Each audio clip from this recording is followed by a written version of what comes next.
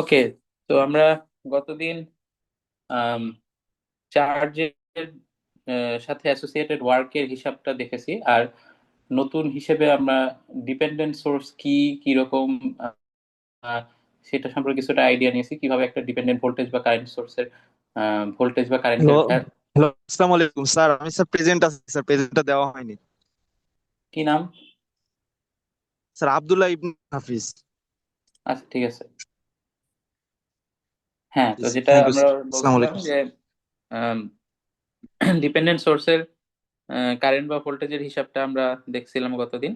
আজকে আমরা যে টপিকটা দেখবো যে পাওয়ারের হিসাবটা বা কিভাবে করা হয়। তো পাওয়ার বলতে আমরা কি বুঝি? আমি যদি ফিজিক্স থেকে স্টার্ট করি হালকা পাতলা, যে পাওয়ার হচ্ছে আমার এনার্জি বাই টাইম বা ওয়ার্ক ডান বাই টাইম, তাই না? তো এই জিনিসটাই আমরা যদি ইলেকট্রিক কম্পোনেন্টের জন্য হিসাব করতে যাই, আমরা কলেজে যে কারেন্ট ইলেকট্রিসিটি চ্যাপ্টারটা ছিল, চলতরিৎ চ্যাপ্টারটা আর কি, সেখানে এই একটা রেজিস্ট্যান্সের কথাই যদি চিন্তা করি, সেইটার জন্য বা একটা যে কোনো কম্পোনেন্টের মধ্যে ডিসিপেটেড এনার্জি, এটার বা হিট এনার্জি যেটা, সেটার ফর্মুলা আমরা দেখছিলাম। কারো এই ফর্মুলাটা মনে আছে কিনা? যে আমার আই স্কোয়ার আর টি, তারপরে আমার যেহেতু ওমস ল অনুযায়ী আমরা কি জানি, যে আই ইকুয়াল টু আমার ভি বাই আর, এই রিলেশনটা ইউজ করে আমরা এই ফর্মুলা থেকে এরপরে আরো দুইটা ফর্মুলা পাই। একটা হচ্ছে আমার ভিআইটি, আর আরেকটা হচ্ছে V square by R times T. এগুলো কারোর মনে আছে যে এই যে টাইমের সাথে মাল্টিপ্লাইড হিসেবে যে এনার্জির ফর্মুলা, এটা কিন্তু আমরা ওই যে জুলের ল হিসেবে আমরা কারেন্ট ইলেকট্রিসিটি চ্যাপ্টারে পড়ছিলাম কলেজে। সো এই এনার্জির ফর্মুলা গুলোই আমরা যদি এখানে ই বা ডাব্লিউ যাই বলি না কেন, এনার্জি মানেই ওয়ার্ক, ওয়ার্ক মানেই এনার্জি, সেখানে রিপ্লেস করে দিই, তাহলে আমরা করেসপন্ডিং পাওয়ারের ফর্মুলাটা পাই। এটারও তিনটা ফর্ম থাকে, এই তিনটাই আমরা এই ডাব্লিউ বা ই এর জায়গায় জায়গায় বসাতে পারি। সো সেই ফর্মুলা তিনটা আমাদের আসে। একটা হচ্ছে আই স্কোয়ার আর, আর হচ্ছে আমাদের স্কোয়ার আর, আর ফাইনালি ভিআই বা আই ভি যাই বলি না কেন, এই তিনটা। তো একটা ইলেকট্রিক কম্পোনেন্টের সাথে অ্যাসোসিয়েটেড যে পাওয়ার, সেইটার নিউমেরিক্যাল ভ্যালুর কথা আমি যদি বলি, এই তিনটা ফর্মুলা দিয়ে বের করা যায়। এখন ইলেকট্রিক্যাল কম্পোনেন্ট, আমি বলছি, আমি কোথাও আলাদাভাবে রেজিস্ট্যান্স বলি নাই, কিন্তু এই তিনটা ফর্মুলার দিকে আমরা যদি তাকাই, কোন ফর্মুলাটা আমার সবার পাওয়ার বের করার ক্ষেত্রে অ্যাপ্লাই করা যাবে আর কোনটা শুধু রেজিস্ট্যান্সের ক্ষেত্রে অ্যাপ্লিকেবল, খুব অবভিয়াসলি আমাদের এই প্রথম দুইটার ফর্মুলাতে রেজিস্ট্যান্সের ভ্যালু যেহেতু আছে, সো এই দুইটা শুধুমাত্র রেজিস্ট্যান্সের পাওয়ার হিসাবের ক্ষেত্রে আমরা ইউজ করতে পারি। আর এই ভিআই ফর্মুলা যেটা, এটা কিন্তু যেমন রেজিস্ট্যান্সের ক্ষেত্রেও ইউজ করা যায়, এছাড়াও আমার অন্যান্য যে ইলেকট্রিক কম্পোনেন্ট আছে, আমাদের ভোল্টেজ সোর্স, কারেন্ট সোর্স বা ক্যাপাসিটর যাই বলি না কেন, সবার ক্ষেত্রেই এই ভিআইটা ইউজ করা যাবে। কারণ আমার প্রত্যেকটা ইলেকট্রিক কম্পোনেন্টেরই এই দুইটা জিনিস বা প্যারামিটার সবসময় থাকে। সেটা হচ্ছে তার দুই টার্মিনালের অ্যাক্রসে যে ভোল্টেজ ডিফারেন্স, আর সেই কম্পোনেন্টের মধ্যে যে কারেন্টটা ফ্লো হচ্ছে সেটার ভ্যালু। এই দুইটা জানলেই আমরা যে কোনো কম্পোনেন্টের পাওয়ারটা এই ফর্মুলা দিয়ে হিসাব করতে পারি। আর রেজিস্ট্যান্সের ক্ষেত্রে স্পেশাল হিসেবে আমরা এই দুইটা ইউজ করতে পারি। হ্যাঁ, এখন যদি মানে আমি অন্যভাবে চিন্তা করি যে এই দুইটা কি তাহলে অন্য কম্পোনেন্টের ক্ষেত্রে ইউজ করা যাবে না? এই রেজিস্ট্যান্স যুক্ত যে ফর্মুলা দুইটা আছে যাবে, কিন্তু আমাদের তাহলে সেই কম্পোনেন্টের রেজিস্ট্যান্সের ভ্যালুটাও জানতে হবে। মানে একটা ভোল্টেজ সোর্স বা একটা কারেন্ট সোর্স, তাদেরও কিন্তু কিছু রেজিস্ট্যান্স থাকতে পারে। বা ক্যাপাসিটরের যে আম, আমি যদি বলি যে সেটাকে একটা রেজিস্ট্যান্স হিসেবে যদি আমি চিন্তা করি, তাহলে সেটা ইফেক্টিভলি সার্কিটে কত রেজিস্ট্যান্স নিয়ে আনছে। এই তো এরকম এই এই ভ্যালুটা যদি আমরা জানতে পারি, তখন এই দুটো ইউজ করতে পারবো, যেটা ইউজুয়ালি আমাদেরকে জানানো হয় না। তো বাকি কম্পোনেন্টস এর ক্ষেত্রে আমাদের কিন্তু এই ফর্মুলাটাই ইউজ করা লাগে। তো এটা গেল আমার পাওয়ারের ভ্যালু আমরা কিভাবে হিসাব করব। এখন বিষয় হলো যে পাওয়ারের নেচারটা আমরা যদি চিন্তা করি, আমরা আগের দিনও বলছি যে আমাদের ইলেকট্রিক্যাল এলিমেন্ট দুইটা ব্রড ক্যাটাগরিতে ভাগ করা যায়। একটা হচ্ছে অ্যাক্টিভ আর একটা হচ্ছে আমাদের প্যাসিভ। তো অ্যাক্টিভ এলিমেন্ট কারা ছিল, যারা অ্যাক্টিভলি আমার এনার্জি প্রডিউস করছে বা জেনারেট করছে, অর্থাৎ যে সোর্স গুলো আমাদের ভোল্টেজ সোর্স বা কারেন্ট সোর্স। হ্যাঁ, তো এই সোর্স গুলোর এনার্জির নেচারটা একটা রেজিস্ট্যান্স বা একটা প্যাসিভ এলিমেন্ট যেটা এনার্জিটা কনজিউম করছে তার নেচারের থেকে কিন্তু ডিফারেন্ট। মানে এই দুই টাইপের এনার্জি আমার ডিফারেন্ট ভাবে কনসিডার করা হয়। তো তাহলে আমি যদি শুধু ভ্যালু দিয়ে চিন্তা করি, এইটা দিয়ে কিন্তু এই দুই টাইপের এনার্জি ডিফারেন্সিয়েট করা পসিবল না। আমি বললাম যে একটা ভোল্টেজ সোর্স, এনার্জি ইউনিট কি আমরা সবাই জানি ওয়াট। সো আমি বললাম একটা voltage source 5 watt energy generate করছে, ইলেকট্রিক্যাল এনার্জি জেনারেট করছে, আর একটা resistance 2 watt electrical energy consume করছে একটা সার্কিটে। তো হ্যাঁ, আমি যদি এই কথার মাধ্যমে জিনিসটা বলি তাহলে তো ক্লিয়ারলি বোঝা যাচ্ছে যে কোন এনার্জির নেচারটা কিরকম। বাট ধরো আমি ওই ভ্যালু দিয়েই জিনিসটা এক্সপ্রেস করতে চাই যে এটা জেনারেটিং এনার্জি আর এটা হচ্ছে কনজিউমিং এনার্জি। যে আমি বললাম যে ধরো ওই ভোল্টেজ সোর্সের সাথে অ্যাসোসিয়েটেড এনার্জিটাকে আমি এক্সপ্রেস করলাম পিভি দিয়ে।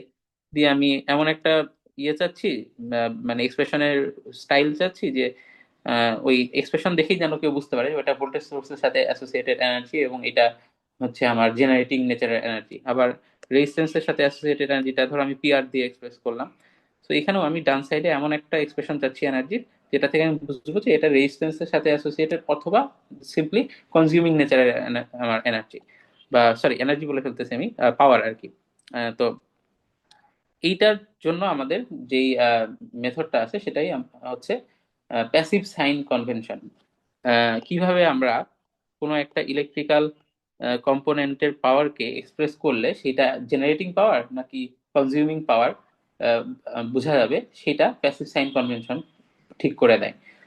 তো যেহেতু আমরা এখানে কি বলছি, ভোল্টেজ সোর্সটার পাওয়ারটা আমার জেনারেটিং নেচারের পাওয়ার, এটাকে আমরা প্যাসিভ সাইন কনভেনশনে একটা মাইনাস সাইন দিয়ে এক্সপ্রেস করি। সো ওটা আমরা বলছিলাম 5 ওয়াট, তো ভোল্টেজ সোর্সের পাওয়ারটা আমরা লিখবো -5 ওয়াট।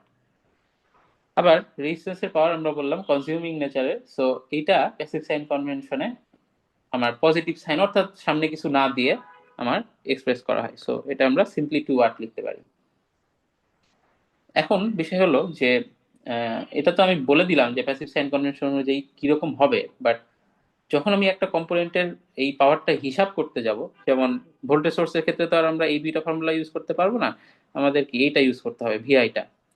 তো সেইটা ইউজ করার সময় কিভাবে ওই ভি বা আই এর সাইনটা নিলে আমার ভোল্টেজ সোর্সের এনার্জিটা মানে পাওয়ারটা যদি সত্যিই আমার কি হয় যে জেনারেটিং পাওয়ার হয়, তাহলে নেগেটিভ সাইনটা আসবে। অনেকটা ওই যে চার্জের সাথে অ্যাসোসিয়েটেড ওয়ার্কের মতো।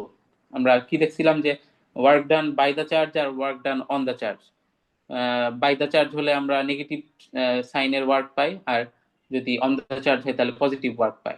সো অনেকটা এইটার সাথে মিল আছে যে জেনারেটিং পাওয়ার হলে আমার নেগেটিভ পাওয়ার আসতে হবে, আর কনজিউমিং নেচারের পাওয়ার হলে আমার পজিটিভ পাওয়ার আসতে হবে। তো তাহলে ভিআই হোক বা I square R V square by R এর ক্ষেত্রে জিনিসটা যেটা, এটা রেজিস্ট্যান্সের সাথে অ্যাসোসিয়েটেড পাওয়ার, এবং রেজিস্ট্যান্স সবসময় কনজিউম করে, রেজিস্ট্যান্সের কোনো পাওয়ার জেনারেট ক্যাপাবিলিটি নাই। সো তাদের ক্ষেত্রে হিসাবটা খুব সিম্পল, যে আমি রেজিস্ট্যান্সের অ্যাক্রসের ভোল্টেজ বা ওটার থ্রুতে যে কারেন্ট, এটা যদি জেনে যাই তাহলে ওই ভ্যালুটা স্কোয়ার করলে ওটা তো সবসময় পজিটিভ হবে, আর রেজিস্ট্যান্সের ভ্যালুও সবসময় পজিটিভ।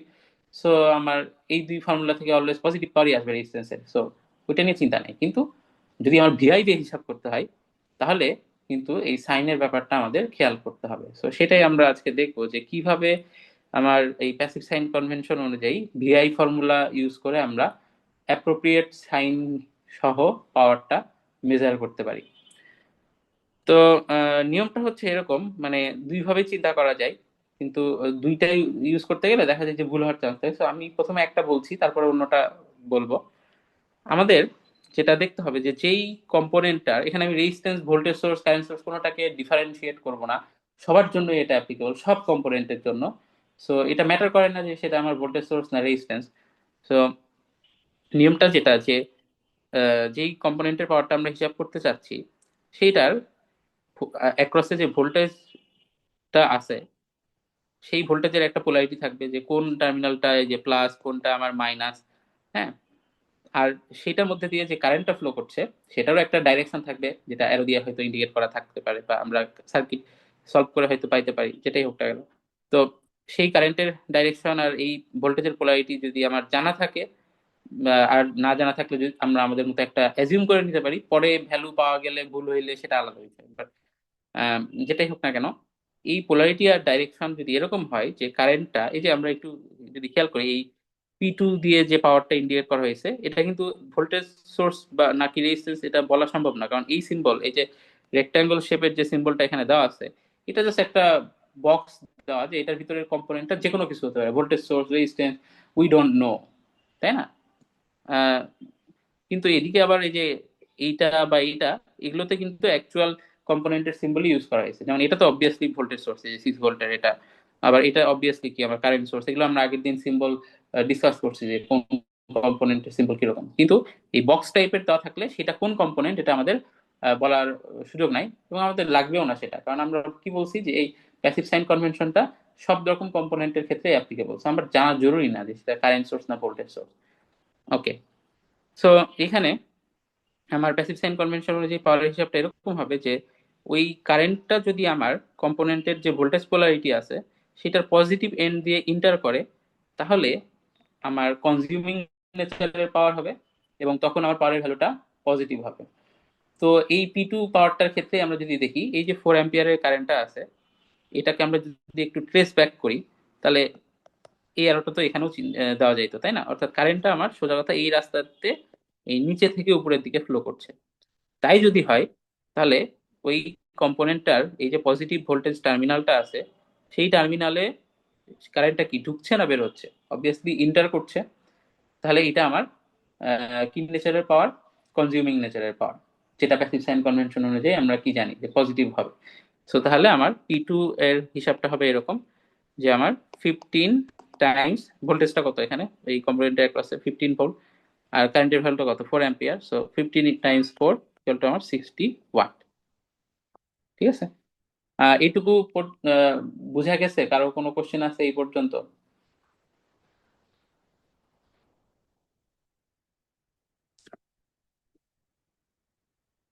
না ওকে, স্যার। ওকে, ঠিক আছে।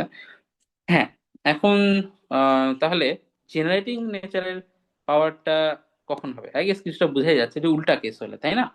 উল্টা কেসটা কিরকম, যে যদি এই পজিটিভ টার্মিনাল থেকে কারেন্টটা বের হতো, তাহলে আমার জেনারেটিং নেচারের পাওয়ার হতো। সেটার একটা এক্সাম্পল এখানে আছে কিনা আমরা দেখি। বাকি দুইটা যে কম্পোনেন্ট আছে আমাদের, কারেন্ট সোর্স, ভোল্টেজ সোর্স, তাদের ক্ষেত্রে কি হচ্ছে আমরা একটু দেখি। তো এই যে P4টা, এটা হচ্ছে কি একটা 6 ভোল্টের ভোল্টেজ সোর্সের সাথে অ্যাসোসিয়েটেড পাওয়ার।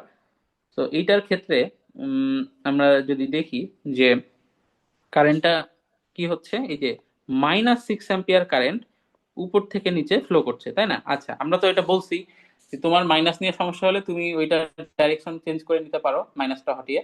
আর যদি সমস্যা না হয় তাহলে ওই মাইনাস ভ্যালুটা নিয়ে কাজ করতে হবে, রাইট? সো আমাদের ধরো সমস্যা নাই মাইনাস নিয়ে কাজ করতে, তাহলে আমরা কারেন্টের ডাইরেকশন এই যে উপর থেকে নিচে দেওয়া আছে এবং ভ্যালু যে মাইনাস আছে, আমরা কি রাখবো? কারেন্টের ডাইরেকশনটা ঠিক রাখবো এবং কারেন্টের ভ্যালুটা -6 হিসেবে ইউজ করব। আচ্ছা, তাহলে ডাইরেকশন আমরা উপর থেকে নিচেই ধরে রাখছি। তাহলে এই ডাইরেকশন যদি আমি এই P4 এর যে কম্পোনেন্টটা আছে, 6 ভোল্টের যে সোর্সটা, সেইটার এখানে যদি চিন্তা করি, তাহলে এখানেও ডাইরেকশনটা কি এরকম, বা আমি যদি আরো এক্সপ্লিসিটলি লিখি, এই যে এখানে, তাহলে এই ডাইরেকশন অনুযায়ী কারেন্টটা আমার পজিটিভ টার্মিনাল যেটা আছে ভোল্টেজ সোর্সটা, সেই পজিটিভ টার্মিনাল থেকে বের হচ্ছে না? হ্যাঁ, তাহলে এটা তো প্যাসিভ সাইন কনভেনশন অনুযায়ী আমার পজিটিভ টার্মিনালে ইন্টারিং হলে আমরা ওইটা কনজিউমিং নিয়ে কি করতাম, যে প্লাস সাইন ইউজ করতাম। বাট এখন তো বের হচ্ছে, তাহলে এখানে একটা পাওয়ারের ফর্মুলাতেই ভিআই হিসাবের সময় আগে একটা মাইনাস বসবে। সো আমার P4 পাওয়ারটার হিসাবে আমার প্রথমেই যেটা বসবে, একটা মাইনাস বসাতে হবে, কারণ এটা কনজিউমিং এর কেস যেটা ছিল সেটার উল্টা কেস। ওকে, এই মাইনাসটা বসাই নিব। এরপরে যে ভি আর আই আছে, সেগুলোর ভ্যালু আমরা অ্যাজ ইট ইজ বসাবো। কেন? কারণ আমরা এই মানে পোলারিটি বা ডাইরেকশন কোনোটাই কিন্তু চেঞ্জ করি নাই। সো আমার সার্কিট ডায়াগ্রাম বলি বা যাই বলি না কেন, সেখানে ভ্যালু যেভাবেই দেওয়া আছে, প্লাস হোক মাইনাস হোক, সেভাবেই বসাতে হবে। তাহলে ভোল্টেজের ভ্যালু কত? 6, আর কারেন্টের ভ্যালু -6, রাইট? আচ্ছা, ওকে, সো এটা গুণ করে দিলে 36 পজিটিভ 36 ওয়াট আসে। আচ্ছা, এখন এখানে একটু অনেকেরই একটু মানে কেমন লাগতে পারে ব্যাপারটা, যে আমরা একটু মানে শুরুতেই লেকচারের শুরুতেই কি বললাম যে ভোল্টেজ সোর্স হচ্ছে জেনারেটিং টাইপের সোর্স এবং সে পাওয়ার জেনারেট করে। তো তাহলে এবং আমরা এটাও বলছি যে প্যাসিভ সাইন কনভেনশন অনুযায়ী আমার জেনারেটিং পাওয়ার গুলো নেগেটিভ আসার কথা। তাহলে এখানে আবার পজিটিভ কিভাবে আসবে? তাহলে কি আমরা ভুলভাবে ফর্মুলাটা অ্যাপ্লাই করলাম? না, বিষয়টা হচ্ছে যে আমাদের একটা ভোল্টেজ সোর্স বা কারেন্ট সোর্স জেনারেটিং পাওয়ার দিবে, এটা কখন গ্যারান্টিড? যখন সার্কিট মানে কখন একদম আমরা কনফিডেন্টলি শিওর কোনো রকম কনফিউশন ছাড়া বলতে পারি যে যখন সার্কিটে শুধুমাত্র একটা ভোল্টেজ সোর্স বা একটা কারেন্ট সোর্স থাকে। তাহলে ওই সার্কিটে পাওয়ারের মানে উৎস বা আমার মানে সোর্স অফ পাওয়ার কিন্তু ওই একটা মাত্র ওই কারেন্ট বা ভোল্টেজ সোর্সই। কিন্তু এইখানে আমরা যদি এই সার্কিটটা খেয়াল করি, এখানে কিন্তু মাল্টিপল সোর্স আছে। যেমন এই 6 ভোল্টের কারেন্ট সোর্স মানে ভোল্টেজ সোর্সটা ছাড়াও এইদিকে যে 10 অ্যাম্পিয়ারের একটা কারেন্ট সোর্স আছে। আবার এই যে এই দুইটা বক্স, এই বক্স দুইটা কি সেটা তো আমরা বলিনি বা জানি না। হ্যাঁ, সো এদের মধ্যেও কোনো একটা কি সোর্স হতেই পারে।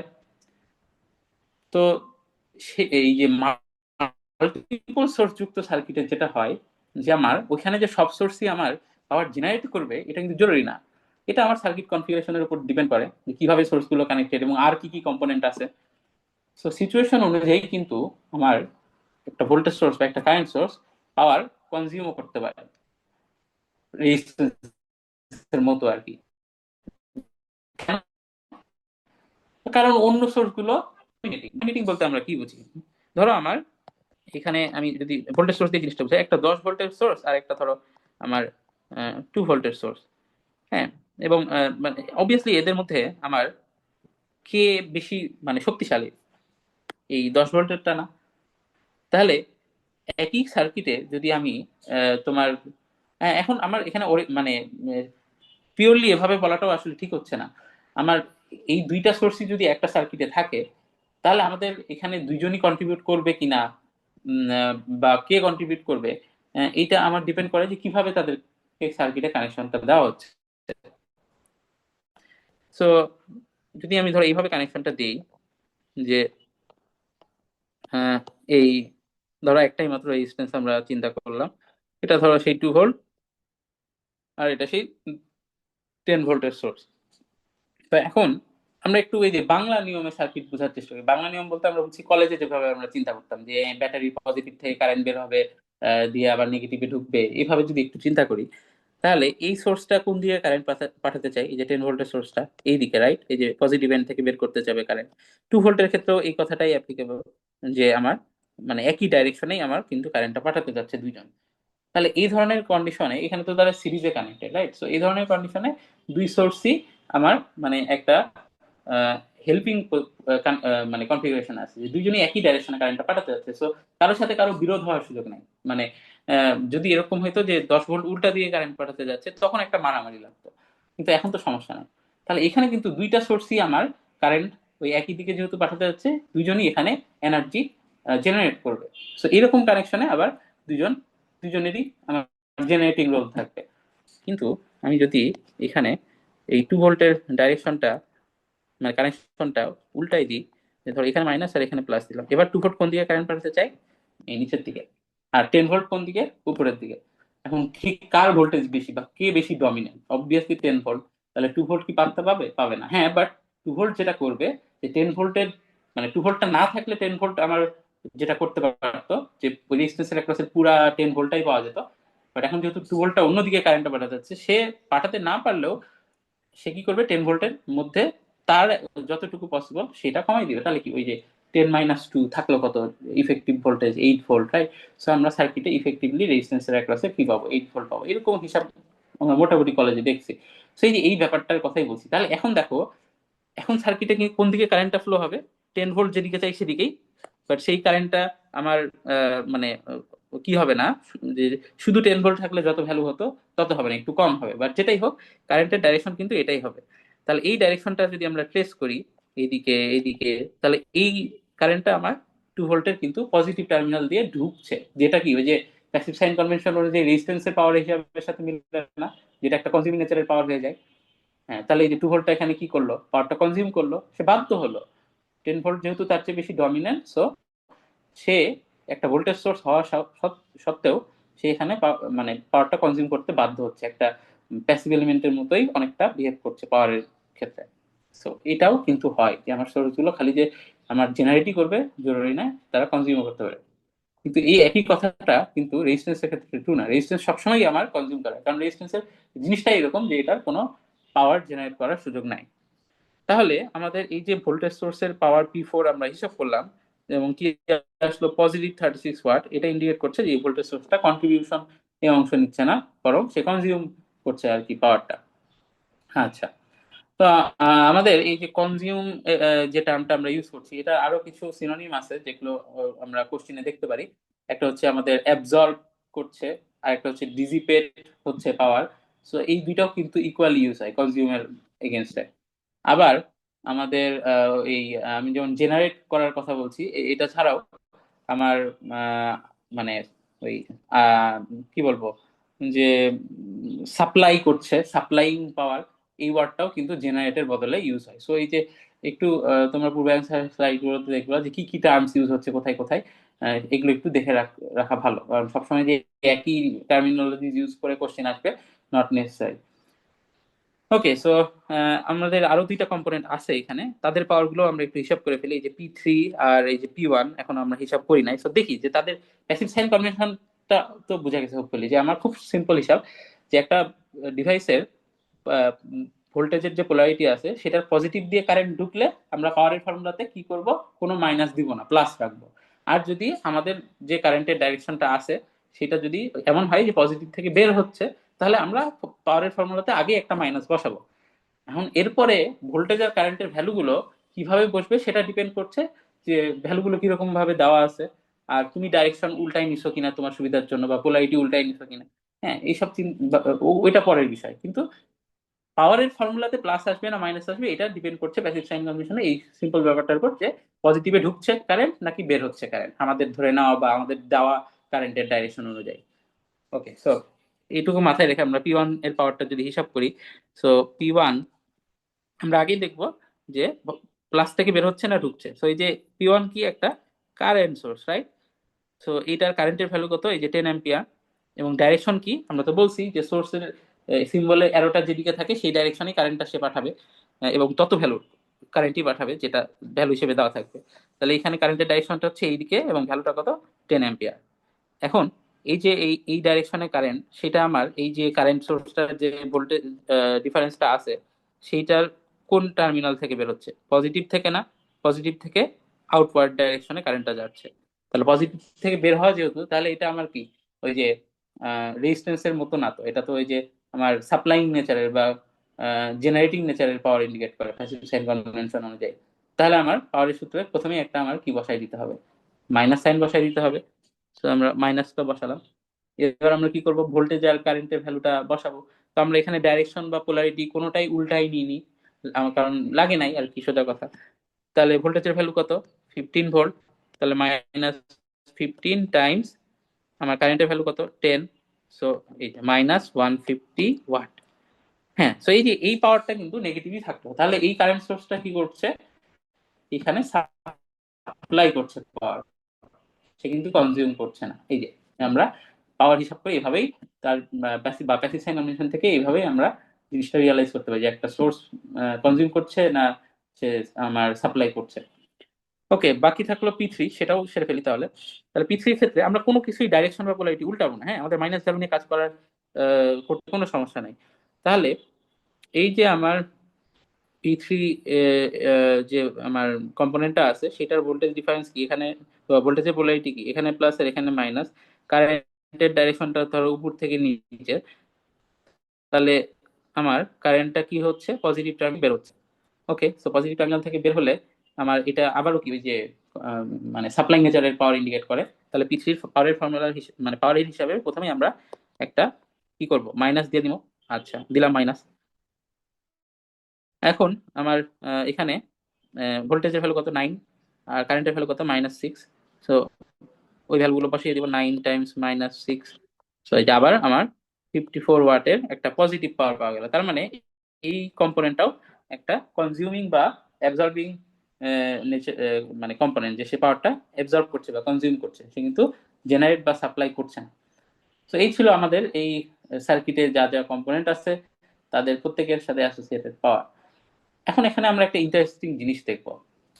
আমরা 4টা পাওয়ার বের করছি, রাইট? সো 4টা পাওয়ার আমি যদি একটু লিস্ট করি একে একে। P1 আমরা পেলাম 150 ওয়াট, মাইনাস ছিল একটা সামনে, রাইট? হ্যাঁ, P1টা আমাদের -150 ওয়াট আসছে। সো আমাদের -150 ওয়াট। P2 আমরা হিসাব করছি কত, আমাদের P2 এর হিসাব করা হয়নি। এই যে হ্যাঁ, 60 ওয়াট, +60 ওয়াট। P3 আমরা এই যে মাত্র বের করলাম, +54 ওয়াট। এন্ড ফাইনালি P4 আমাদের +36 ওয়াট আসছিল, এই যে এটা।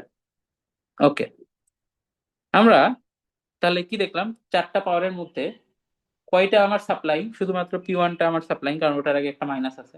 কয়টা আমার অ্যাবজর্বিং বা ডিসিপেটিং বা আমি যদি বলি কনজিউমিং নেচারের, বাকি 3টাই।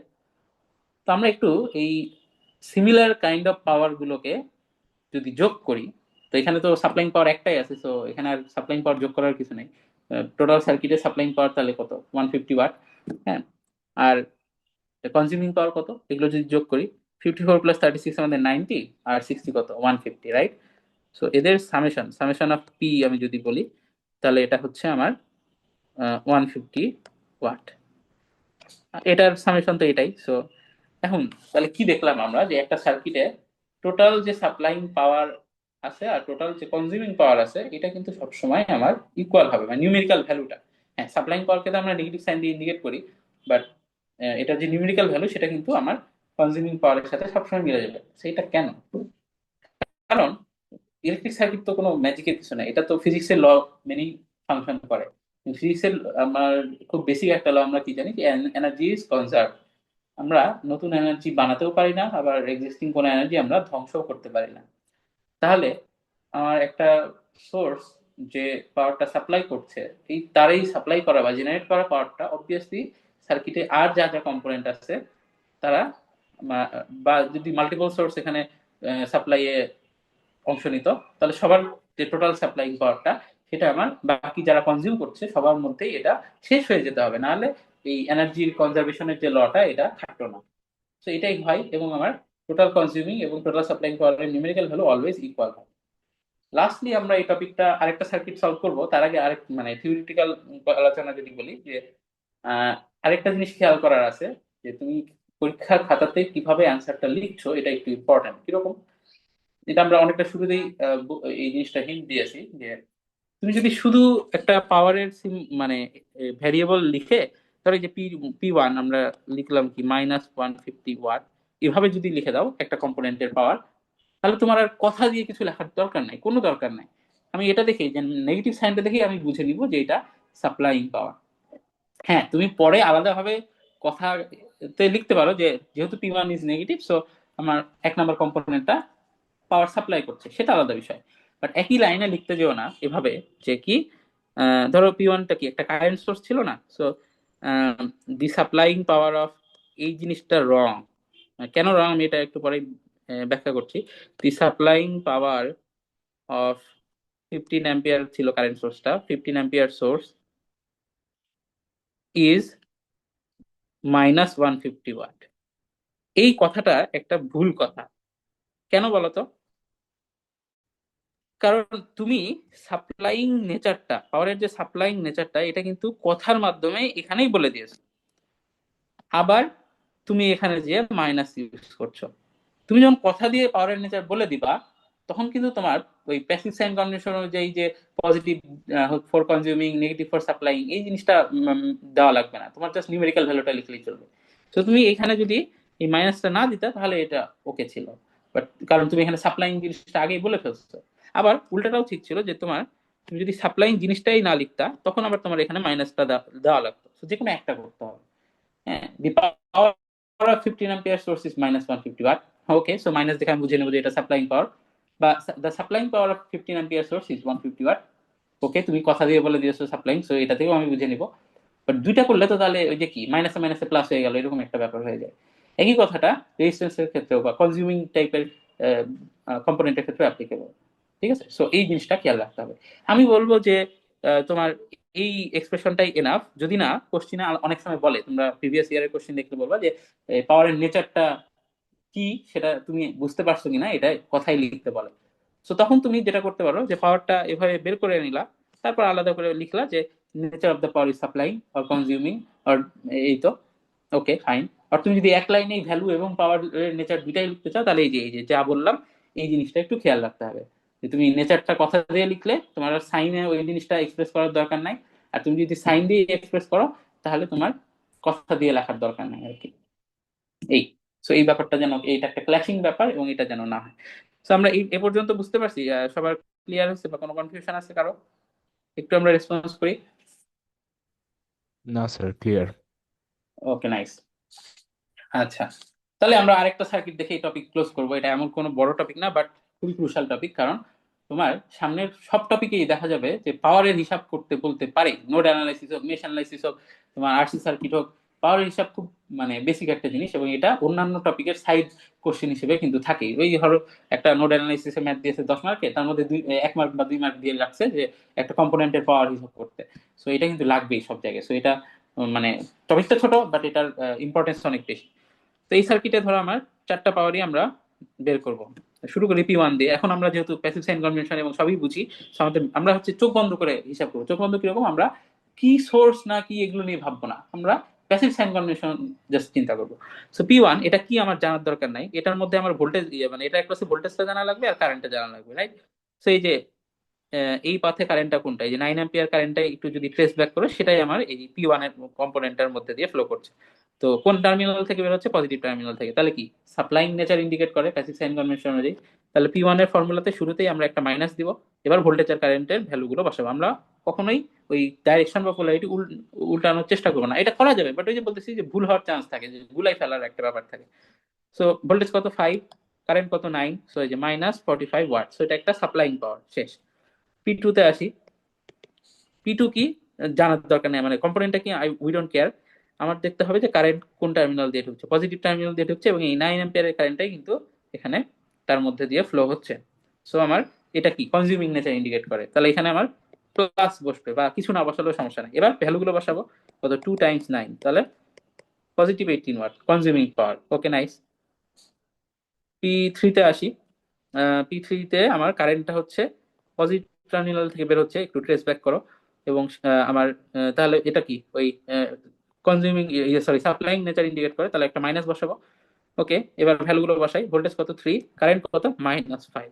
হ্যাঁ -5 বসাবো, কারণ আমরা ডাইরেকশন উল্টানোতে ইন্টারেস্টেড না। তাহলে কত হয়ে গেল 15, +15 ওয়াট। সো এটা অ্যাকচুয়ালি একটা কনজিউমিং পাওয়ার। হ্যাঁ, ফাইনালি P4। হ্যাঁ, এখানে একটু বিষয় আছে। এখানে আমাদের দেখো এটা কি জিনিসটা কি একটু আমাদের এই ক্ষেত্রে একটু ফোকাস দিতে হবে, কারণ ইনফরমেশন গুলো এভাবেই দেওয়া যে এটার ভোল্টেজটা কিন্তু তোমার বলা নাই ডাইরেক্ট। কেননা এটা একটা ডিপেন্ডেন্ট কি ভোল্টেজ সোর্স, এটা আমরা আগের দিন বলছি। এই যে ডায়মন্ড শেপ মানে ডিপেন্ডেন্ট সোর্স, আর যেহেতু প্লাস মাইনাস বা পোলারিটি দেওয়া আছে, তার মানে এটা আমার একটা ভোল্টেজ সোর্স। তাহলে এই ভোল্টেজ সোর্সের ক্ষেত্রে, এই ডিপেন্ডেন্ট ভোল্টেজ সোর্সের ক্ষেত্রে আমরা কি বলছিলাম আগের দিন, যে এটার যে ভোল্টেজের ভ্যালুটা আছে সেটা আদার কোনো কারেন্ট বা ভোল্টেজের উপর ডিপেন্ড করে। সো সেই জিনিসটা কত, এই যে পাশে যা লেখা থাকবে তাই। সো এই 0.6 × I, এটাই কিন্তু এই ডিপেন্ডেন্ট সোর্সটার কি ভোল্টেজের ভ্যালু, রাইট?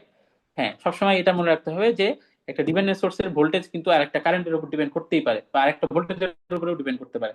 এবং একটা যে কোনো ডিপেন্ডেন্ট সোর্স, যেই টাইপের সোর্স, তার পাশে যে ভ্যালুটা লেখা থাকবে সেই ভ্যালুটা কিন্তু ওই প্যারামিটারেরই ভ্যালু। সো এটা যেহেতু একটা ডিপেন্ডেন্ট ভোল্টেজ সোর্স, সো এই 0.6 ভ্যালুটা যেটা লেখা আছে এটা কিন্তু ভোল্টেজেরই ভ্যালু। এই আই দেখে এটাকে ওই সোর্সের কারেন্টের ভ্যালু মনে করার কিছু নাই। এই সোর্সটার মধ্যে কত কারেন্ট যাচ্ছে বা এটার কারেন্টের ভ্যালুটা কত, এই যে এই 4 অ্যাম্পিয়ারটা, এই পাশে তো এই একটাই কারেন্ট ফ্লো হওয়া পসিবল। সো সেটাই তো এখানে ইন্ডিকেট করা আছে, রাইট? সো আমাদের এখানে আই এর ভ্যালুটা কত, এই সার্কিটে তো দেওয়াই আছে, এই যে আই। তাহলে ওই আইটা এখানে। হ্যাঁ, এখন আরেকটা জিনিস আমি বলছিলাম আগের দিন ক্লাসে, যে আমার এখানে জোর করে পজিটিভ বানানো যাবে না কোনো ভ্যালুকে, যেভাবে দেওয়া আছে ওভাবেই কিন্তু ডিপেন্ডেন্ট সোর্সের এক্সপ্রেশনে বসাতে হবে। তাহলে আগে আমরা ডিপেন্ডেন্ট সোর্সের ভোল্টেজটা বের করি। মানে V4 দিলাম কথার কথা, ধরো যেহেতু 4 নাম্বার কম্পোনেন্ট। তাহলে সেটা কত, এই 0.6 × I, কত দেওয়া আছে -5। তাহলে এটা আমার কত হয়ে গেল -3। -3 ভোল্ট। রাইট, হ্যাঁ -3 ভোল্ট। সো এই যে ভোল্টেজটা একটু বের করে নিলাম। এবার আমরা পাওয়ার এবার আমাদের ডিপেন্ডেন্ট ভোল্টেজ সোর্স আমাদের কাছে একটা ব্ল্যাক বক্সের মতো, আমরা আর কেয়ার করি না এটা কি কম্পোনেন্ট। এবার আমরা প্যাসিভ সাইন কনভেনশন অনুযায়ী দেখবো কারেন্ট কোন টার্মিনাল থেকে বের হচ্ছে, এই যে কি স্যার পজিটিভ। এখানে 4 অ্যাম্পিয়ারটা দিয়ে হিসাব করা যেত না আর কি স্যার, কেন করলাম না? কারণ 4 অ্যাম্পিয়ার তো ডিপেন্ডেন্ট সোর্সটার মধ্যে দিয়ে কারেন্ট, কিন্তু ডিপেন্ডেন্ট সোর্সটার ভোল্টেজের এক্সপ্রেশনটা কি বলো, 0.6 টাইমস আই। তো এই আই তো 4 অ্যাম্পিয়ার না, এই আই তো সার্কিটের অন্য কোনো কারেন্ট, তাই না? একটা ডিপেন্ডেন্ট সোর্সের যে এক্সপ্রেশনটা, সেখানে যে তার ভোল্টেজ বা কারেন্টই থাকতে হবে এরকম তো কোনো ব্যাপার নেই, সেটা সার্কিটের অন্য যে কোনো জায়গার কারেন্ট হতে পারে। তো এই আইটা কোথায় আছে, এই যে এইখানে, এই আইটাই কিন্তু আমার এই ডিপেন্ডেন্ট সোর্সের ভোল্টেজটাকে কন্ট্রোল করছে। তো যেখানে এক্সপ্রেশনে যে কারেন্ট দেওয়া আছে সেটার ভ্যালু ইউজ করতে হবে, তার নিজেরটা ইউজ করতে হবে এমন কিন্তু কোনো কথা না।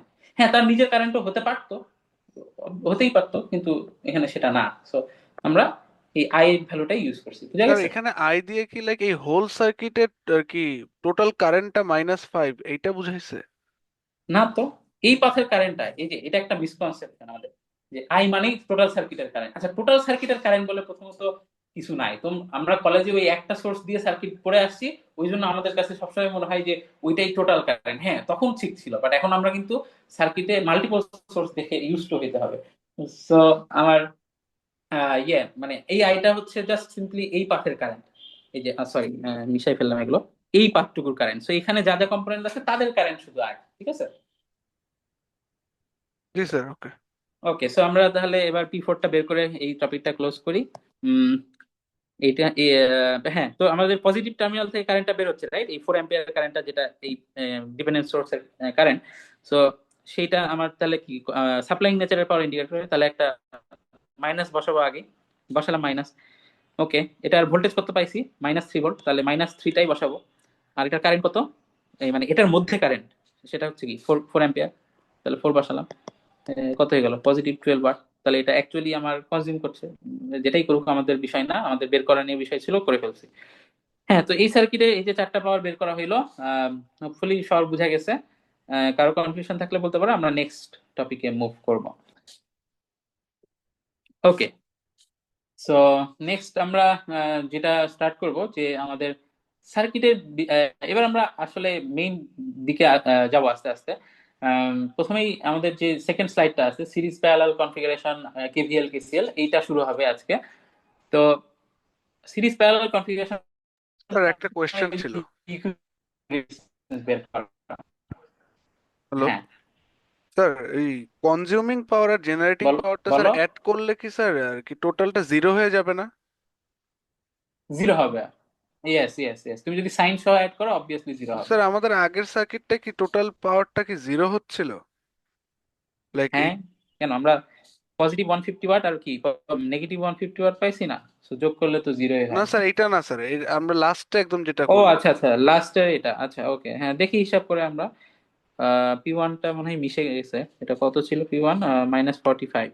হ্যাঁ, তো -45, আর ওদিকে মাইনাস পাওয়ার তো কোনোটা নাই।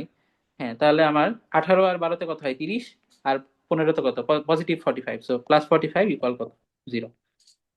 অবভিয়াসলি ও হবে, স্যার, এটা হ্যাঁ এটা স্যার, হতে মিলছে বাধ্য, এটা মিলছে, ঠিক তোমার আছে। মাথা ব্যথার কিছু নাই। হ্যাঁ হ্যাঁ, এটা মানে সার্কিট ঠিকভাবে দেওয়া থাকলে তোমার অবভিয়াসলি এটা অলওয়েজ জিরো হবে। ওকে, তো সিরিজ প্যারালাল কনফিগারেশন স্টার্ট করার আগে আমাদের সার্কিটে কিছু টার্মিনোলজি শিখতে হবে, যেগুলো হয়তো মানে আমরা মানে কলেজ পর্যন্ত কিছুটা আইডিয়া ছিল, বাট ওগুলার ফর্মাল নেমিংটা আমরা জানতাম না, বাট এখন ইম্পর্টেন্ট, কারণ আমরা এগুলো সামনে ইউজ করবো আর কি, সোজা কথা। তো প্রথমেই যেই জিনিসটা আসে, যে ব্রাঞ্চ বলতে আমরা কি বুঝি একটা সার্কিটে। সো এই ওয়ার্ডটা দেখে অনেকের একটা মিসকনসেপশন আসে প্রথমে, যে ব্রাঞ্চ মানে ওই যে একটা পাথের কারেন্ট যখন দুই তিনটা প্যারালাল পাথে ভাগ হয়ে যায়, ওই আলাদা আলাদা পাথগুলোকে আমরা হয়তো ব্রাঞ্চ বলি, বাট না, জিনিসটা সেটা না। মানে এই সার্কিটে আমি যদি চিন্তা করি, কথার কথা, আমি যদি ধরে নিই এই কারেন্টটা এসে ধরো এই দুইটা কারেন্টে স্প্লিট হয়ে যাচ্ছে, এরকম আমরা যদি চিন্তা করি, তাহলে আমাদের হয়তো মনে হবে এটা একটা ব্রাঞ্চ আর এটা একটা ব্রাঞ্চ। না, এখানে ইলেকট্রিক টার্মিনোলজিতে ব্রাঞ্চ বলতে এই আলাদা কয়টা রাস্তা এইসব বুঝায় না। ব্রাঞ্চ সিম্পলি ওই যে আমরা কম্পোনেন্ট কম্পোনেন্ট এলিমেন্ট এলিমেন্ট করে যাচ্ছি না, এইটারই আরেকটা সিনোনিম হচ্ছে ব্রাঞ্চ। সো বেসিক্যালি একটা ইলেকট্রিক সার্কিটে আমার যা কিছু আছে তার ছাড়া, ওই তার বলতে আমরা ওই যে ওয়্যার বুঝাচ্ছি একদম, এই যে এই জিনিস, এইটা কি আমার ওয়্যার না, এইটা ছাড়া আর যা আছে সবই কিন্তু ব্রাঞ্চ। সো আমাদের এই সার্কিটটার কথাই যদি আমরা চিন্তা করি, এখানে অনেক ইয়ে হয়ে গেছে, আমি একটু ক্লিয়ার করে নেই। এখানে ব্রাঞ্চ কয়টা, এটা একটা ব্রাঞ্চ, চারটা স্যার। এটা একটা, এটা, হ্যাঁ 4টা ব্রাঞ্চ, রাইট?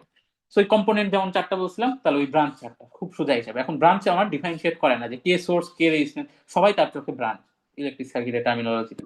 সো এইটাই, ব্রাঞ্চ নিয়ে বেশি ইয়ে করার কিছু নাই। ওকে, নেক্সট যেটা সেটা হচ্ছে আমাদের নোড। নোড জিনিসটা কি, হ্যাঁ, এটা একটু ভালো করে বুঝতে হবে। নোট বলতে আমরা বুঝি, আমি যদি, হ্যাঁ, তোমাদের পূর্বাঞ্চলের স্লাইডে হয়তো একটু বেশ ফ্যান্সি ওয়েতে বা ফর্মাল ওয়েতে লেখা আছে, আমরা জিনিসটা সহজ করে বলি খুব সিম্পলি। একটা সার্কিটের যে কোনো একটা ইউনিক ভোল্টেজের পয়েন্টই হলো একটা নোড। আচ্ছা, এই এখানে কথাটা কিন্তু মানে সিম্পল করে বলতে যেও অনেকটা কেমন মনে হইতেছে যে ইউনিক ভোল্টেজ আবার কি। তো আমরা সার্কিট সলভ করছি যতটুকু কলেজ পর্যন্ত, আমরা এইটুকু জানি যে যতক্ষণ না আমার একটা ইলেকট্রিক কম্পোনেন্ট, বা এখন তো আমরা এটাকে ব্রাঞ্চ বলতে পারি, তো যতক্ষণ পর্যন্ত একটা ব্রাঞ্চ আমার না আসছে, আমাদের ওই তারে কিন্তু কোনো ভোল্টেজ ড্রপ হয় ধরা হয় না, তাই না? যে তারের রেজিস্ট্যান্সটা আমার ইগনোর করি আমরা, তো তারে কোনো, তারের মধ্যে কারেন্ট যাচ্ছে but এটার মধ্যে কোনো ভোল্টেজ ড্রপ নাই। তার মানে এইখানকার ভোল্টেজ যত, এখানকার ভোল্টেজও তত।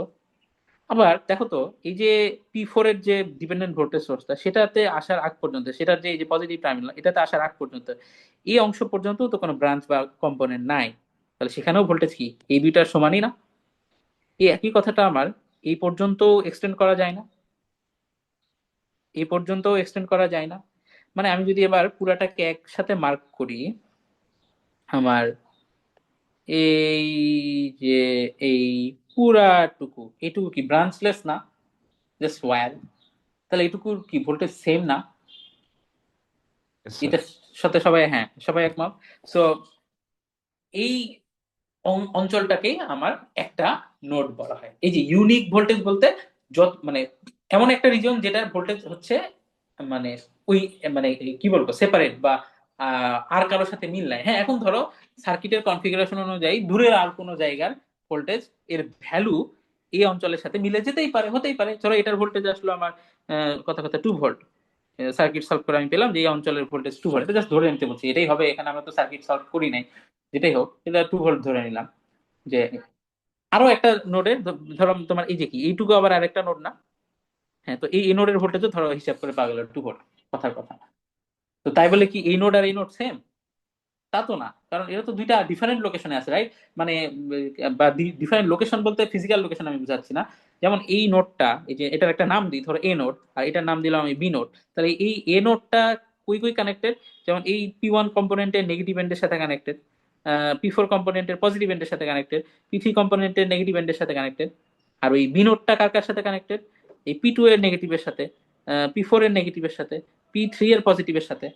কিন্তু তো তো সেম না জিনিসটা, তাই না? খুব অবভিয়াস যে আমার এখানে তাদের সাথে কানেক্টেড ব্রাঞ্চ বা কম্পোনেন্টের অনেক ডিফারেন্স আছে, সো অবভিয়াসলি তারা সেম নোড না। হ্যাঁ, ভ্যালু, ভোল্টেজের ভ্যালু সেম হতেই পারে, ওই জন্যই আমি কি কথাটা ইউজ করছি দেখো, আমি কিন্তু সেম ভোল্টেজ বলি নাই, আমি বলছি ইউনিক ভোল্টেজ। ইউনিক ভোল্টেজ মানে এখানে ওই লোকেশনটা বা আমার মানে কানেকশনটা অন্যান্য ব্রাঞ্চের সাথে, এটাও কিন্তু ম্যাটার করে। সো জাস্ট ভ্যালু সেম হইলে হবে না, আমার কানেকশন গুলো অন্য ব্রাঞ্চের সাথে এটাও মানে কি হইতে হবে। হ্যাঁ, তবে ধরো তুমি প্রথমে নোট মার্ক করার সময় একটা সার্কিটে তোমাকে নোট গুলো আইডেন্টিফাই করতে দিয়েছি আমি, তো তুমি হয়তো খেয়াল করো নাই, ধরো তুমি বলছো আচ্ছা এইটুকু হচ্ছে ধরো আমার এই নোট বসাই দিয়েছো, বাট এটা তুমি খেয়াল করো না যে এইটুকু আমার ওই একই নোটের আন্ডারই পড়ে, দিয়ে এটুকুকে তুমি ধরো আলাদা নেমিং করে দিয়েছো যে এটা বি নোট। এটা দোষের কিছু না, তুমি একই নোটকে দুই দুই জায়গায় দুইটা আলাদা নাম দিয়ে ফেলছো, বাট তোমার এটা রিয়ালাইজ করতে হবে যে এই এ আর বি, যে এখন যে এ আর বি নেমিংটা করলাম আমি, এই দুইটা যে সেম, এটা তোমার বুঝতে পারতে হবে, কারণ নাহলে তোমার সার্কিট সলভ করতে ভুল হয়ে যাবে পরে। এদের যে ভোল্টেজ, যে এখন যে এ এটা, আর এখন যে বি নেম দিছি, এই এ আর বি যে অ্যাকচুয়ালি সেম নোড, এটা তোমার বুঝতে হবে। নেমিং আলাদা করছো দুইটা ডিফারেন্ট রিজিয়নের, সমস্যা নাই, দোষের কিছু না। আবার অনেক সময় আমাদের লাগে এই ডিফারেন্ট রিজিয়নে ডিফারেন্ট নেম ইউজ করা একই নোটের, কেন এটা একটু পরেই দেখবো। কিন্তু তাই বলে যে এখানে নোট বেড়ে গেল তা কিন্তু না, এখানে আমার পুরাটা একটাই নোট। হ্যাঁ, তুমি তোমার এই হয় সুবিধার জন্য ডিফারেন্ট ফিজিক্যাল লোকেশনে ডিফারেন্ট নেম ইউজ করছো, বা ডিফারেন্ট অ্যামাউন্ট অফ রিজিয়নে ডিফারেন্ট নেম ইউজ করছো, এর বেশি কিছু না। ওকে, এটা ছিল নোডের ব্যাপার। এখন এই নোড আবার দুই রকমের হয়, এটা এখনই বলে রাখা ভালো, সো পরে তাহলে আমাদের সিরিজ প্যারালাল বুঝতে সুবিধা হবে। তো কিরকম আমার, দুই রকম বলতে কিরকম, একটা হচ্ছে আমার সিম্পল নোড, আমার ইয়েটা একটু হ্যাং মারছে একটু, হ্যাঁ, simple node. So simple node, আর আরেকটা হচ্ছে আমাদের জাংশন নোড, ঠিক আছে? জাংশন, এটা হয়তো পূর্ব অ্যান্সারের স্লাইডে নাই, মানে এটা কি অনেকটা ইনফর্মাল টাইপের একটা ইনফরমেশন। তুমি অন্য মানে মোস্ট অফ দ্য টেক্সট বুকেও এই জিনিসটা ওভাবে মেনশন করে না, কারণ লাগে না, যারা নোট বুঝে যায় একবার তাদের জন্য এই ক্লাসিফিকেশনটা বারবার মনে করা জরুরি না। কিন্তু তারপর আমরা এটা হেল্প করে যেহেতু এই কনসেপ্টটা একটু শিখবো। তো সিম্পল নোট কি আর জাংশন নোট কি? তো সিম্পল নোট বলতে আমরা বুঝি যে এমন একটা নোট যেটা থেকে আমার আহ, তিন মানে কি বলবো তিনটার কম কারেন্টের রাস্তা বের হয়েছে বা কানেক্টেড ওইটার সাথে, বা আমি যদি খুব সিম্পলি বলি দুইটা মাত্র ব্রাঞ্চ যেই নোডের সাথে কানেক্টেড। না, এটা বলা ভুল হচ্ছে, মানে এভাবে বলাটাই ভালো, যে ওই কারেন্টের রাস্তা শুধুমাত্র আমার আহ, মানে তিনটার কম হবে আর কি, সোজা কথা। এখন তিনটার কম আবার দুইটা কিন্তু হয় না, কেন হয় না? মানে এই নোডটার কথাই চিন্তা করো, এই যে এই রিজনটা, এটা কি একটা নোড না? এটার নাম আমরা যেমন ধরো সি। তো এই সি নোডে আমার এটার সাথে কানেক্টেড কারেন্টের রাস্তা কোনটা? এই একটাই না, এই পুরাটাতে তো একটাই কারেন্ট ফ্লো হবে। সো সি নোড কিন্তু একটা সিঙ্গেল কারেন্টের রাস্তার মাঝে পড়ে গেছে, ঠিক আছে? সো এটা হচ্ছে একটা সিম্পল নোড। আর জাংশন নোড কি তাহলে? যেখানে তিনটা বা তার চেয়ে বেশি সংখ্যক কারেন্টের রাস্তা বা পাথ কানেক্টেড আছে। সো কোন এখানে জাংশন নোড কোথায় হতে পারে? এই যে এইটা একটা জাংশন নোড, এইটা একটা জাংশন নোড। তাহলে এটা ধরো এ আর এটা ধরো বি, তাহলে এই এন বি নোডটা কেন জাংশন নোড? এটার সাথে কয়টা কারেন্টের রাস্তা কানেক্টেড? এই রাস্তাটা কানেক্টেড, এই রাস্তাটা কানেক্টেড, এই রাস্তাটা কানেক্টেড, রাইট? তিনটা হয়ে গেল না? এর ক্ষেত্রেও একই কথা, এইটা কানেক্টেড, এইটা কানেক্টেড, এইটা কানেক্টেড, তাহলে কি তিনটা? এর চেয়ে বেশি হলেও হবে। তো এরা হলো জাংশন টাইপের নোড। আর সি হচ্ছে আমার কি সিম্পল টাইপের নোড। তো এই নোডের ক্লাসিফিকেশনটা বুঝা গেছে যে কোনটা সিম্পল, মানে অনেকটা মানে কি যে একটা সিঙ্গেল কারেন্টের রাস্তার মধ্যে দুইটা ব্রাঞ্চের মাঝে যে নোডগুলো সেগুলো কি সিম্পল নোড হয়। মানে এই যে এই পুরাটা তো একটাই কারেন্টের রাস্তা, রাইট? তো সেই কারেন্টের রাস্তাতে এইটা কি দুইটা কম্পোনেন্ট বা ব্রাঞ্চ, এবং তাদের মাঝের যে নোডটা সেটাই কি আমার একটা সিম্পল নোড, এইটাই। সেই গেল আমার নোডের ক্লাসিফিকেশন। এরপরে আমরা নেক্সট যে টার্মটা শিখবো সেটা হচ্ছে আমাদের লুপ। তো এটা অবভিয়াসলি মানে ওয়ার্ডটা থেকেই বোঝা যায় যে আমরা কি ইন্ডিকেট করতে যাচ্ছি। তারপরেও এখানে কিছু ব্যাপার আছে।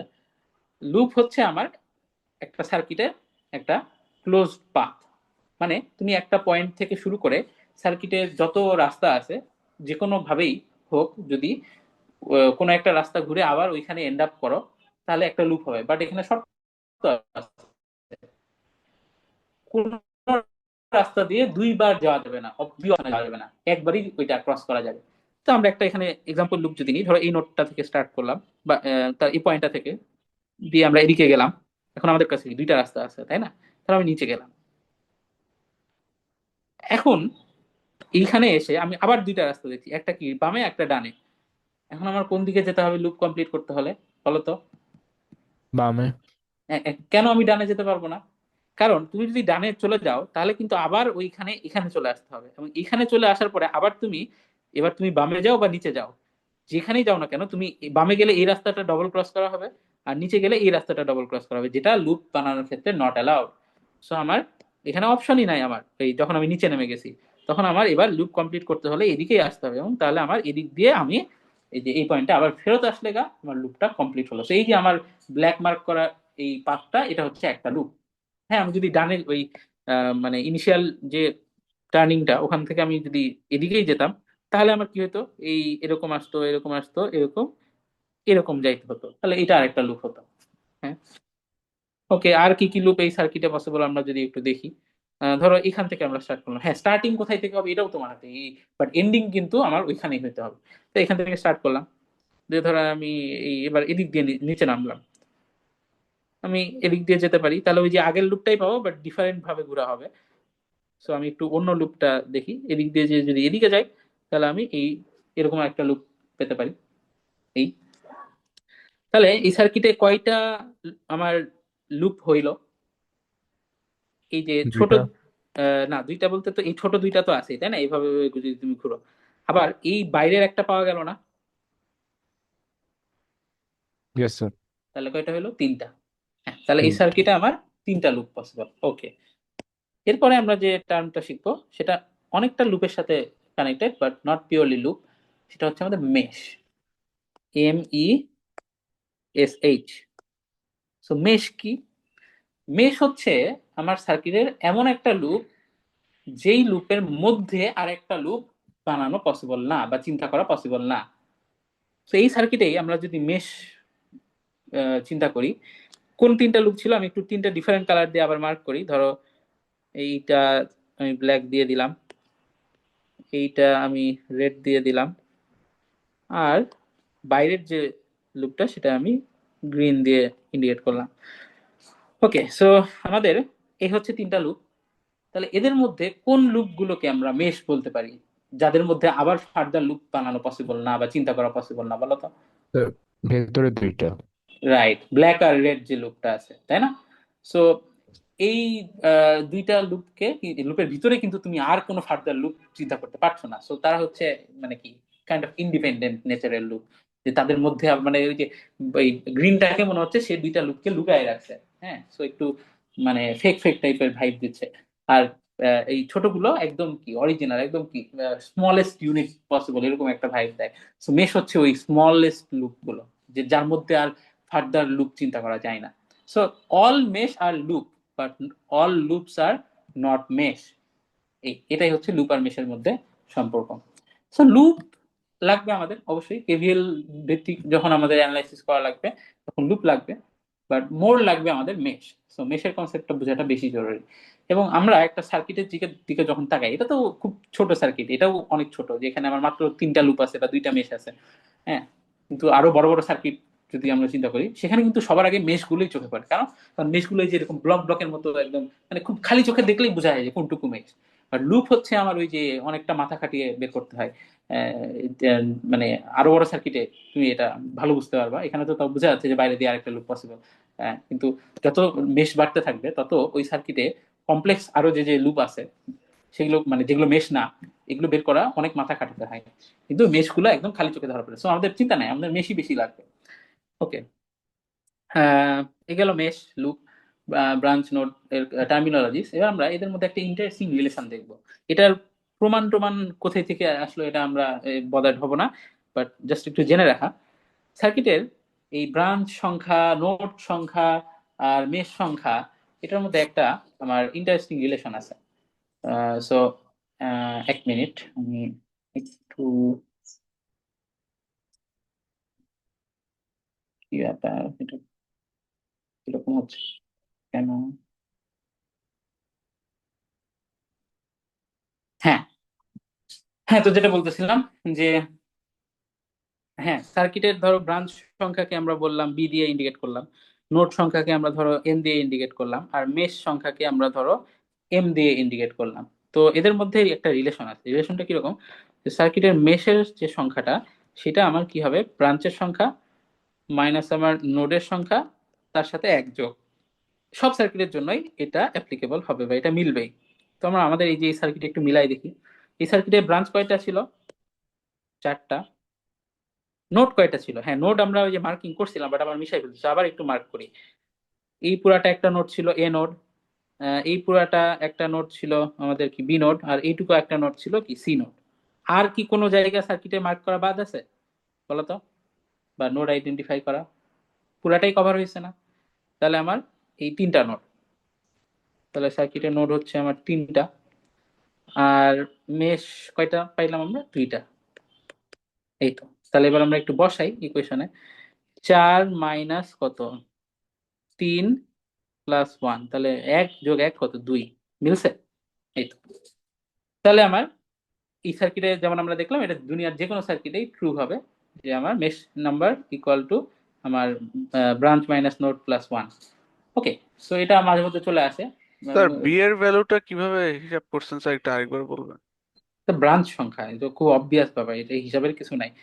কয়টা কম্পোনেন্ট আছে বা ব্রাঞ্চ আছে? চারটা আছে এই সার্কিটে, সো 4। বুঝতে পারছো? স্যার চারটা ব্রাঞ্চ হলো কি করে, আরেকবার বলবেন? না, যেখানে তুমি তাকাও সার্কিটে, তার ছাড়া আর কয়টা জিনিস আছে? হ্যাঁ, জি স্যার। এই সার্কিটে তার ছাড়া আর কয়টা জিনিস আছে বা ও কম্পোনেন্ট আচ্ছা আছে? স্যার, তার ছাড়া চারটা জিনিস আছে, আচ্ছা বুঝতে পারছি। হ্যাঁ, হ্যাঁ। ওকে,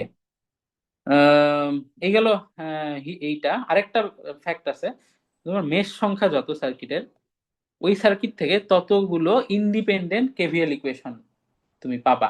তাহলে এই সার্কিটে তুমি দুইটা ইন্ডিপেন্ডেন্ট কেভিএল ইকুয়েশন পাবা। এটা এখন একটু বুঝতে হয়তো প্যারা লাগতে পারে, তো এটা আমরা মেশ অ্যানালাইসিসে আরো ক্লিয়ারলি বুঝবো, তো তখন বললেই ভালো হতো। বাট আমি যেহেতু এটার সাথে রিলেটেড বলতে ভুলে যাই কিনা, সো বলে ফেললাম। একটু মাথায় রাখো, পরে আমাদের মেশ অ্যানালাইসিসে গেলে তখন জিনিসটা আরো ক্লিয়ার হবে। হ্যাঁ, সো এই যে লুপ মেশ ব্রাঞ্চ নোড, এই ছিল ব্যাপার স্যাপার। এবার আমরা আসল টপিকে চলে যাবো আজকে, কি equivalent resistance. So equivalent resistance বা যে সিরিজ প্যারালাল কনফিগারেশন, এটা আমরা কলেজে পড়ছি এবং স্কুলেও পড়ছি, মানে 9-10 কিছুটা। কলেজে হয়তো আর একটু ইন্টেন্সলি দেখছি, এখন আরো বেশি ইন্টেন্সলি দেখবো। তো আমি যদি বলি যে দুইটা রেজিস্ট্যান্স আমার সিরিজে আছে না প্যারালালে আছে, এটা আমরা বুঝি কিভাবে? অনেকে অনেক রকম অ্যান্সার দেবে, যে আমি এখনই একটু দেখি, মানে প্রত্যেকবার আমার এই জিনিসটা করতে খুব ভালো লাগে। যে এই কলেজে তোমাদের ওই বাংলা ভার্সন বা ইংলিশ ভার্সন, ইংলিশ মিডিয়ামের বই কিরকম আমি জানি না, বাট ইংলিশ ভার্সন তো বেসিক্যালি বাংলার গুগল ট্রান্সলেশন, তাই না? এবং লিটারালি গুগল ট্রান্সলেশন, কেউ এফোর্ট দিয়ে এটা ট্রান্সলেটও করে নাই কখনো। তো যেটাই হোক, সেই স্কুল কলেজের বইগুলোতে জিনিসগুলো এতটা অ্যাম্বিগুইটি সহ বা মানে কনফিউজিং ওয়েতে বলা আছে যে চাইলেই এটা ভুলটা ধরা যায়। তো আমরা একটু শুরু করি, তাহলে তোমরা একটু কেউ বলো তোমাদের স্কুল কলেজ পর্যন্ত যতটুকু নলেজ আছে সিরিজ প্যারালালে দুইটা বা তিনটা মাল্টিপল রেজিস্ট্যান্স সিরিজে কখন থাকে, বা সিরিজ কনফিগারেশন বলতে আমরা কি বুঝি? স্যার, সিরিজ বলতে হচ্ছে লাইক দুইটা কম্পোনেন্টের, লাইক ফার্স্ট কম্পোনেন্টের লাস্ট, মানে হুম। লাস্ট নোডের সাথে যদি মানে সেকেন্ড কম্পোনেন্টের ফার্স্ট ইয়েটা কানেক্ট করা থাকে তাহলে সেটা হচ্ছে সিরিজ আর কি। ওকে, হ্যাঁ হ্যাঁ, এটাই এক্সপেক্ট করছিলাম। বাট আরো অনেক, তুমি তাও অনেকটাই ভালো বলছো, মানে ক্লিয়ারলি বলছো। অনেকে আর একটু হয়তো অন্য কোনো বই থেকে পড়ছে দেখে হয়তো একটু অন্যভাবে বলে। যে যাই হোক, তো তোমার এই ইয়ার বেসিসে আমরা তাহলে একটু দেখি যে এটা কতটুকু ঠিক। হুম। এই ধরো একটা রেজিস্ট্যান্স, এবং এটার এই যে, আচ্ছা আরেকটা জিনিস, যে তুমি যখন একটা কম্পোনেন্টের কথা বলছো তখন কিন্তু ওইটার নোড বলাটা ঠিক না, কারণ নোড ডিপেন্ড করে সার্কিটের কনফিগারেশনের উপরে। তো তুমি যেটা বলবো টার্মিনাল বলবা, ঠিক আছে? এটা হচ্ছে মোর অ্যাকুরেট, তাহলে তোমার রিস্ক থাকে না।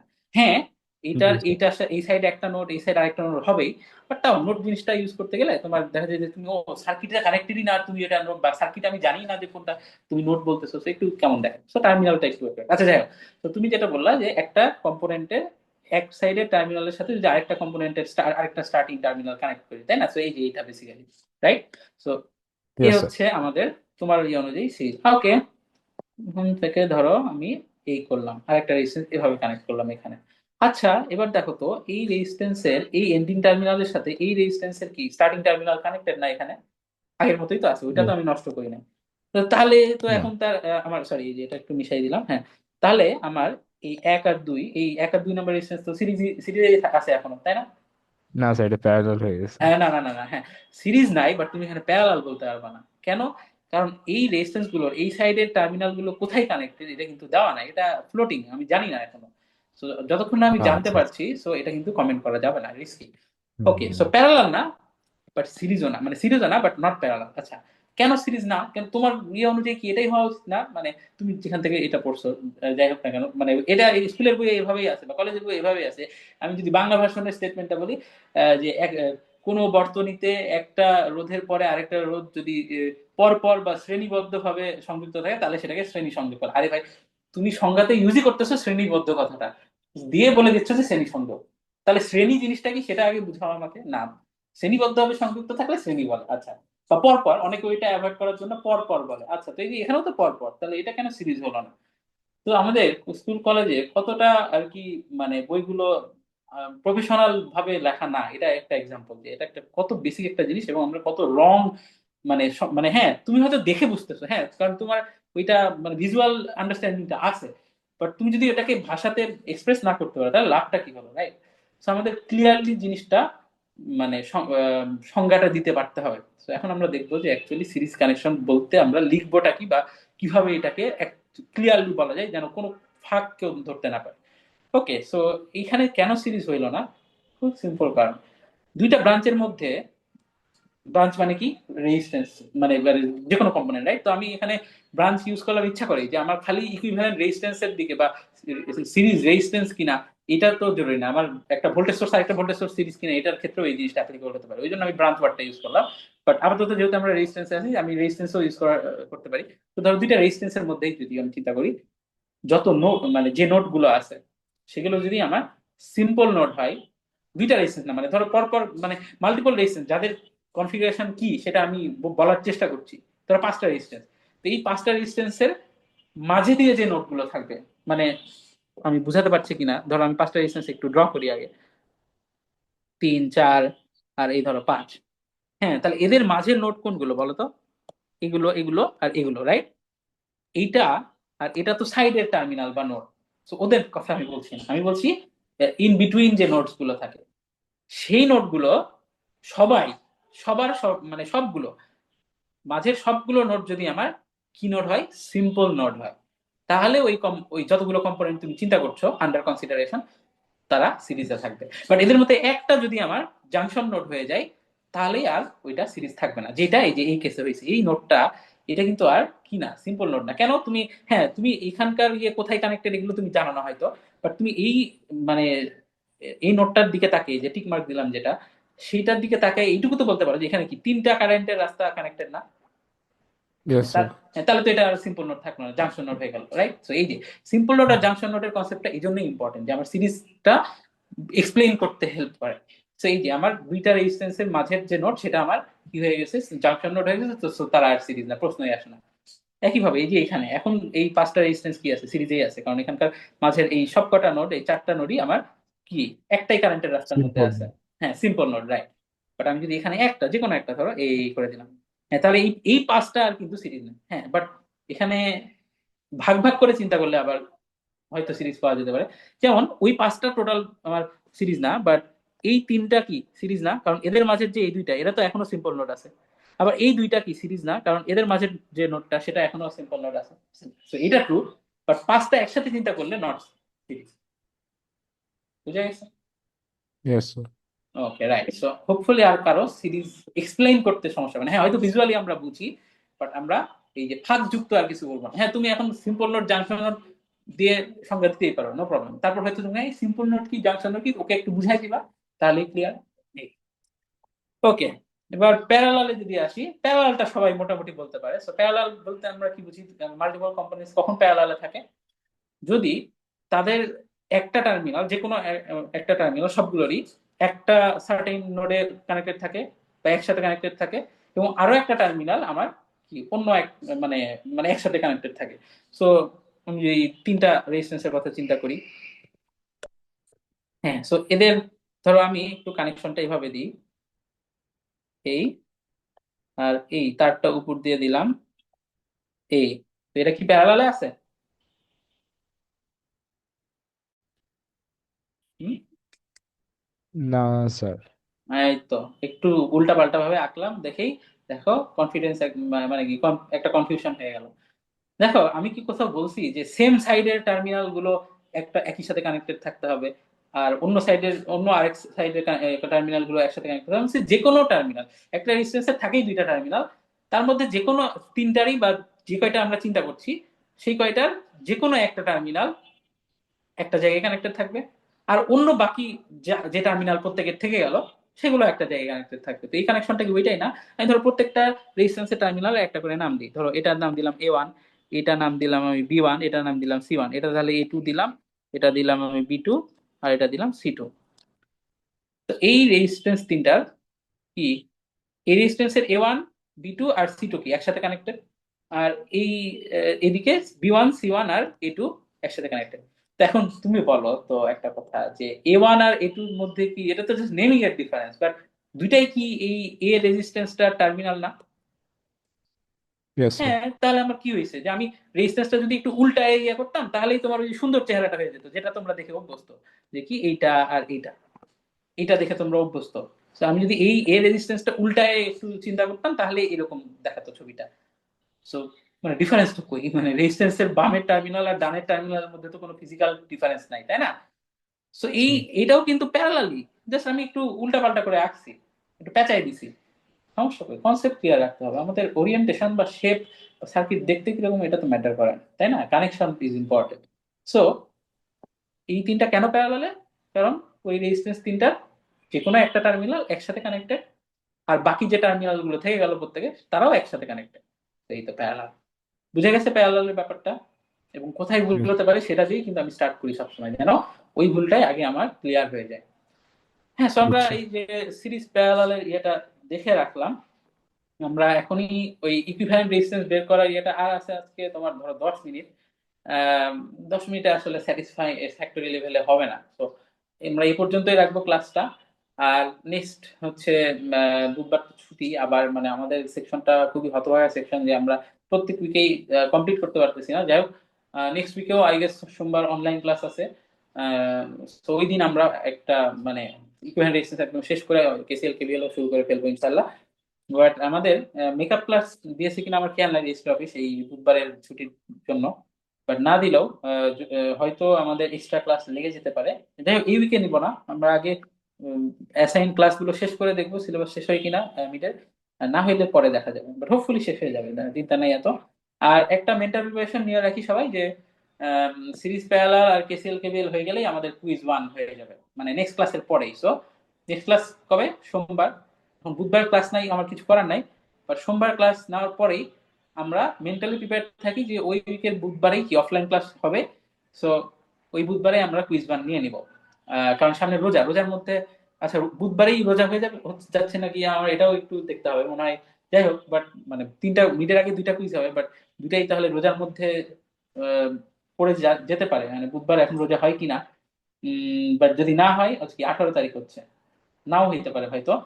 সো আমরা ওই বুধবারই কুইজটা দিয়ে ফেলবো যদি মানে ইয়া ক্লাস আমাদের মানে টপিক শেষ হয়ে যায়। সো নেক্সট উইকের বুধবারে ইকুইভ্যালেন্ট রেজিস্ট্যান্স কেসিএল কেভিএল পর্যন্ত যতটুকু পড়ানো হয়েছে অর্থাৎ স্লাইড 1 আর 2, পূর্ব অ্যান্সারের স্লাইড 1 আর 2 এর উপরে কুইজ হবে, এটা ধরে রাখো। যদি আমরা দেখি যে বুধবার রোজা হয়ে যাচ্ছে এবং আমাদের হচ্ছে টপিক ভালো মতো কভার হয় নাই, তাহলে হয়তো আমরা নেক্সট উইকে মানে তারপরের উইকের সোমবারে আমরা নিতে পারি, অর্থাৎ 23 তারিখে নিতে পারি কুইজ 1। বাট যেটা চান্স কম, সো বুধবার ধরে রাখাই ভালো। আচ্ছা, অ্যাটেন্ডেন্স দেই নাই পরে জয়েন করছি এরকম কেউ আসি? Yes, sir. Yes, sir. Yes, sir. আচ্ছা, Yes. আচ্ছা আমি একটু যারা অ্যাবসেন্ট আছে নামগুলো কল করছি, একটু রেসপন্স করো। আহ, আসিফ কামাল, আচ্ছা নাই। ফারিদা রহমান, নাই। Shahriar Rahman, Present, sir. ওকে। আচ্ছা, তো তুমি আচ্ছা ঠিক আছে, হ্যাঁ ঠিক আছে পাইছি। ওকে, তারপরে রাফিদ আলম, সরি না রাফিদ আলম তো প্রেজেন্ট দিয়েছি। আব্দুল ওয়াহিদ আকাশ, Present, sir. ওকে। আচ্ছা, আবু বকর, Present, আবু, sir. ওকে। আচ্ছা, আরেকটা জিনিস, এই অনলাইন ক্লাস কিন্তু 8টা মানে 8টাই, কারণ এখানে তোমার ট্রাভেল করার কোনো বিষয় নাই। সো আমি 8টাতেই আছে, তো তাও 8টা 3 হয়ে গেছে, আমার একটু অন করতে টাইম লাগছে, বাট নেক্সট দিন হোপফুলি চেষ্টা করবো 8টাতেই শুরু করে দেওয়ার, এবং প্রথমেই অ্যাটেন্ডেন্স দেওয়া হবে। সো সবাই টাইমলি জয়েন করে ফেলবে আর কি, ঠিক আছে? আর এরপরে হইলে ওই লেট হয়ে যাবে, লেট অ্যাটেন্ডেন্স হয়ে যাবে। হ্যাঁ। ঠিক আছে, তাহলে আজকে এ পর্যন্তই। আমি রেকর্ডিংটা সেভ হয়ে গেলে আমি দিয়ে দেবো নি পরে। সোমবারে ইনশাল্লাহ আবার জুমেই দেখা হবে।